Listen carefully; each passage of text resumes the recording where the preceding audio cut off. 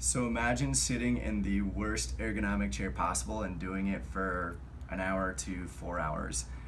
That's exactly what it's like sitting in your car. As I'm sitting here, I'm putting the majority of the pressure into the back of the chair where I'm slightly slouched, and my lumbar will actually drop and collapse into the chair, putting all the pressure on my discs.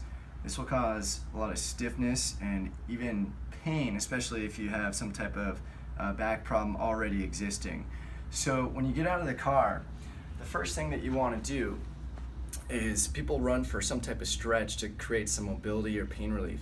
That's probably the last thing you want to do. At first, you just want to go for a little walk, and this will help to hydrate the discs and joints. So literally just marching in place is a great thing to do, or if you feel kind of silly doing that, then just walk around, act like you have somewhere to be or somewhere to go when you take a stop after driving for an hour.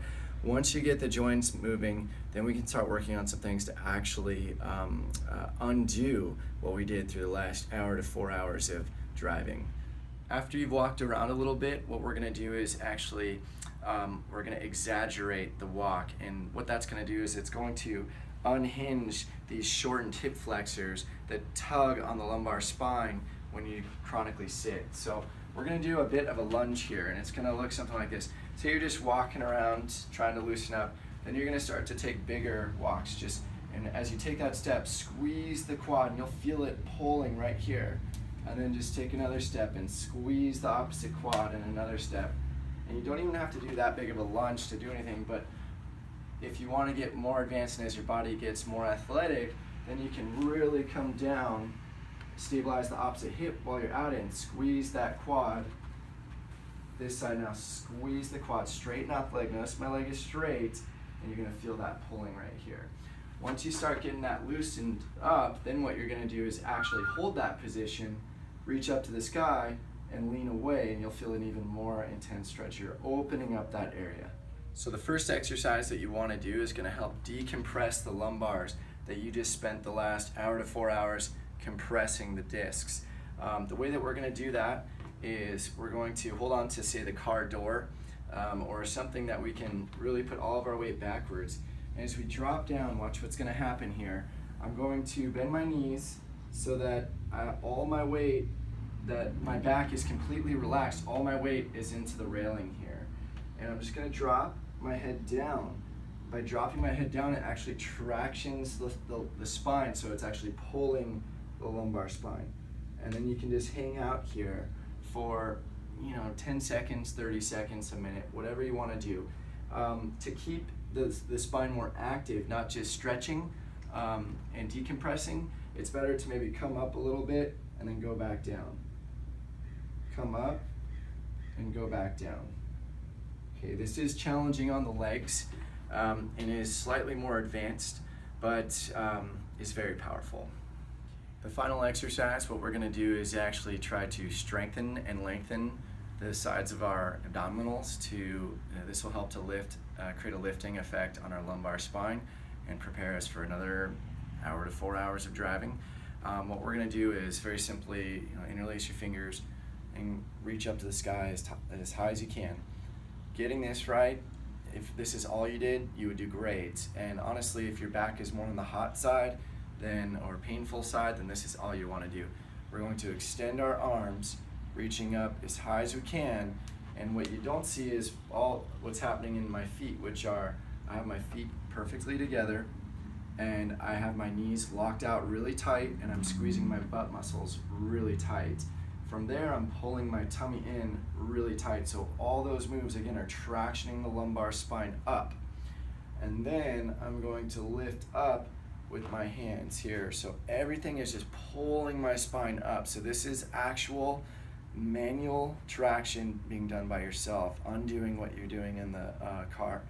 Now from here, while keeping our spine as long as possible, you can add little side bends, and you'll feel it until your side stretches and even activates. So activate meaning the muscle engages, it turns on, it fires, it starts to get tired a little bit after doing a few of these. Now, don't the big don'ts, and this is the big mistake, and everybody makes this mistake, is they don't engage their core, they don't reach the sky, they kind of like this, and then they really try to go for distance and range of motion when it's not even helping their range of motion. And even worse, the only thing that's moving is their arms, right? And as goofy as that looks and that sounds, that's what we see all day when we teach people at first how to do this. So reach up as high as you can, squeeze your butt, pull your tummy in, and then you're gonna, as you reach to the side, you're actually trying to reach still to the ceiling as high as you can. And just go back and forth, hydrating the discs and joints, activating the core musculature from the side, and do about 30 of those. Okay, so while we're at it, why don't we go over real quick some ergonomics of how to sit in the car. Right now I'm just doing a wall squat, and it seems kind of ridiculous. How does this have any relevance to sitting in a car? But this has everything to do with sitting in the car. I'm doing the exact opposite of what I was doing when I was in the chair, or especially in a car chair, where my lumbars are collapsing into the chair, my core is completely turned off, so everything's stacking onto the disc, creating all the stiffness and eventual pain or nerve compression.